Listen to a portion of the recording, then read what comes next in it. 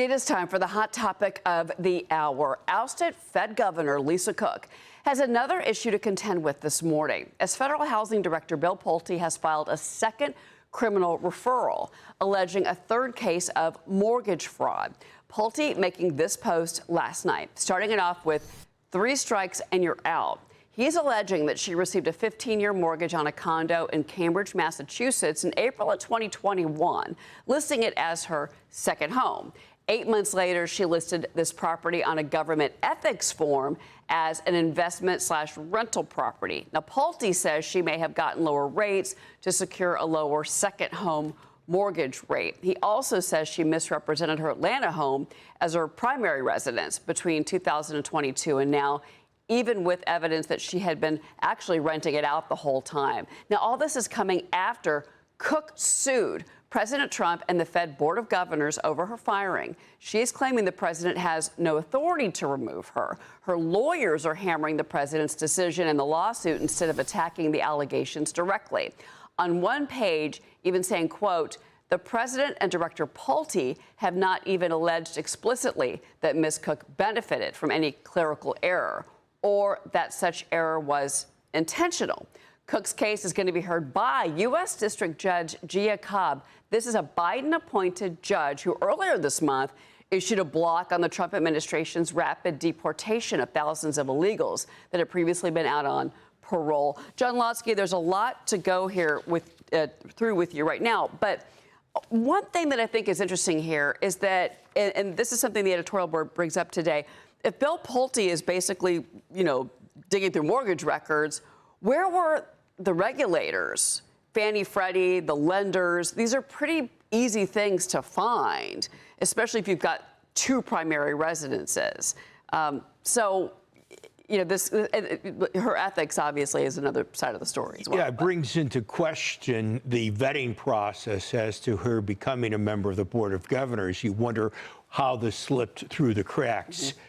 Let's not forget that in the past, we've had situations arise with alleged trading irregularities with a couple of regional bank presidents, as well as a vice chairman of the Federal Reserve, where in these 3 cases, these individuals chose to go ahead and resign. And later on, they found out that they really weren't guilty of any violations in terms of the law. So it is, a little bit odd, strange that Lisa Cook is not resigning because of this on her own volition.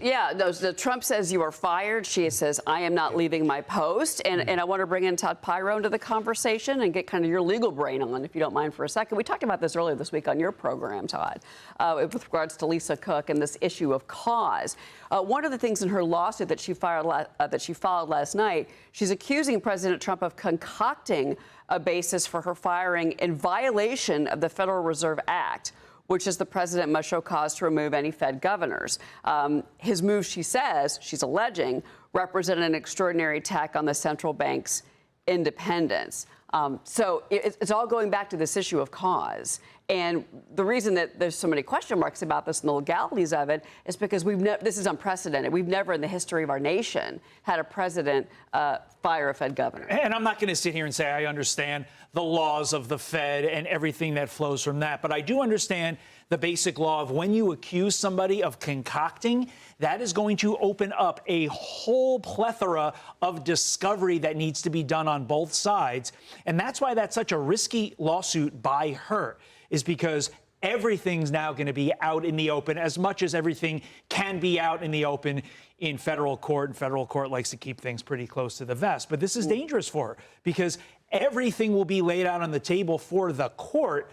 My gut tells me she made this decision to sue because she knew it would get to a favorable D.C. court or a favorable district court in D.C. where the judges want to rule in her favor and against the Trump administration, no matter the case. Yeah, no, D.C. federal court. And so this is U.S. District Judge Gia Cobb. She was appointed by Joe Biden in 2021. She also recently had ruled against the Trump administration with deportation. So she has shown that she has pushed back against the Trump administration. That hearing's going to be today, actually, at 10 a.m. Eastern time, Todd.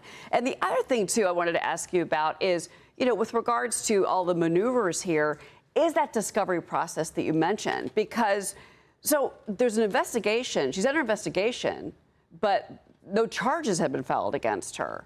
So can you legally bring in components of an investigation if no official charges have been filed against an individual? She just opened the door with the lawsuit. You're saying she opened the door to that, no matter what. That's why it's a risky strategy. Interesting. And it's obviously what ultimately happens with the results of the discovery is different. Criminal is what we were originally talking about. Now this is a civil action. But nevertheless, the discovery's there, and that's why it's dangerous for her. The goal of the court system is, at the end of the day, to get to the truth.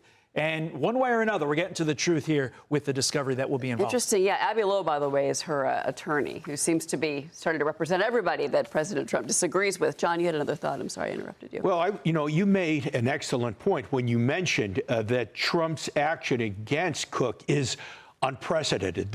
We've never seen this happen in the past, and that's important to note because this brings attention to how Trump is trying to put together his own Federal Reserve Board, okay? He's trying to influence the Fed. And in part, the optics of this are not very good for Trump among those people that worry about the President of the United States wielding too much influence over monetary policy. People feel very uncomfortable with that. That being said, thus far, we haven't seen the financial markets respond negatively to this latest initiative by Trump. Well, and also, too, the expectation is we are going to get a rate cut in, 2 weeks? Yeah. So it's the depth of the rate cut. Yeah, are we, though? I mean, yes. I thought, earlier this year, sitting on these panels with you, I thought it was a fait accompli. Now I listen to business news and it's like, well, maybe not. I'm like, what?